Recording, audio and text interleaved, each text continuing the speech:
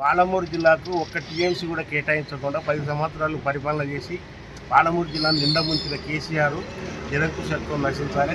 కనుకనే ఈరోజు అసెంబ్లీ పోకుండా వాళ్ళు తెలంగాణ భవన్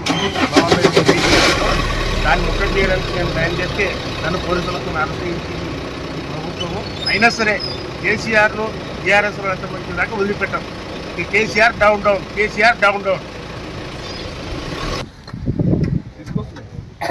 కేసీఆర్ డౌన్ డౌన్, తెలంగాణ వ్యతిరేకి కేసీఆర్ డౌన్ డౌన్, పాలమూరు జిల్లాకు అన్యాయం చేసిన KCR down down, down down, KCR down down.